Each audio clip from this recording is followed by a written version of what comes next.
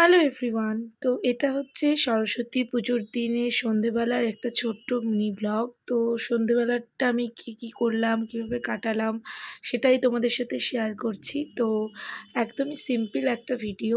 আর হচ্ছে আমার গলা শুনেই বুঝতে পারছি যে আমার গলার অবস্থা ভীষণই খারাপ। আর তার মধ্যেই আমি মানে এতটাই অসুস্থ যে এবছর আমার একাডেমিতে পুজোও করতে পারিনি।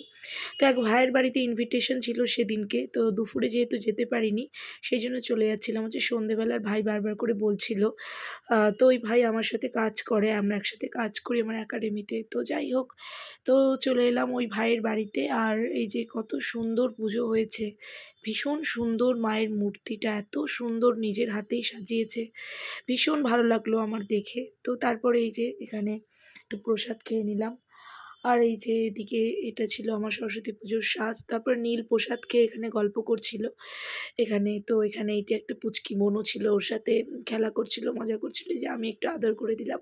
খুব মিষ্টি ছিল পুচকিটা। তো যাই হোক, তো তারপরে ওখান থেকে বেরিয়ে একটু থেকে ওখান থেকে বেরিয়ে তারপরে চলে গেলাম হচ্ছে আমাদের এখানেই মেলা হয়, হচ্ছে সরস্বতীর মেলা, সরস্বতী পুজোর মেলা। তো এটা বেশ কদিন থাকে, তো সেই জন্য সেদিনকে এখন একেবারেই বেরিয়েছি। তো সেই জন্য চলে গেলাম হচ্ছে মেলাতে। আর ভীষণই শরীর খারাপ। তো ভয়েসটা আমি সেই জন্য কয়েকদিন এই সরস্বতী পুজোর এই ২-৩ দিন পরই ভয়েসটা আমি করতে পারছি, কারণ ২-৩ দিন আগে আমি ভয়েস দেওয়ার মতো একদমই অবস্থায় আমার গলা ছিল না। তো যাই হোক, তারপরে এখানে এই যে নীল দেখছিল হচ্ছে যে খেলনা। আর তারপরে এইদিকে এই ঠাকুরটা হয়েছিল, এই ঠাকুরটারই উপলক্ষে মেলা হয়।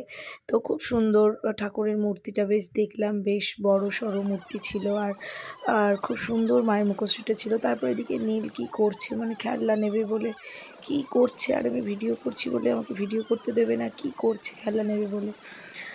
তো কি বলবো, তো যাই হোক, তারপরে ও এদিকে যাচ্ছে ওদিকে যাচ্ছে, খেলনা নেবো করেই যাচ্ছে।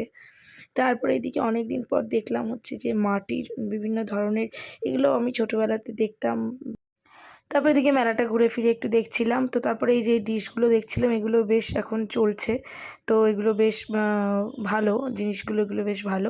তারপর আমি এখান থেকে নিলাম হচ্ছে এই যে এটা আমার বেশ ভালো লাগলো। তো এটা আমি ব্যাগের জন্য আমি নিয়ে নিলাম। বেশ ভালো লাগছিলো। তো তারপরে এদিকে এই যে হরেক মাল এগুলো বিক্রি হচ্ছিলো। তারপরে এদিকে নীল এদিকে অনেক খোঁজে তারপর বের করেছে এই যে ডাইনোসরটা নেবে। তারপর ফাইনালি এটা পছন্দ করেছে।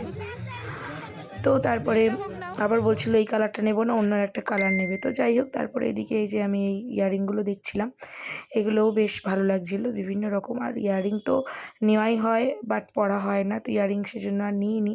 তারপরে এই যে নীল এখানে ডান্স করছিল, গান হচ্ছিলো, গানের সাথে সাথে ও ডান্স করছিল নিজের মনে।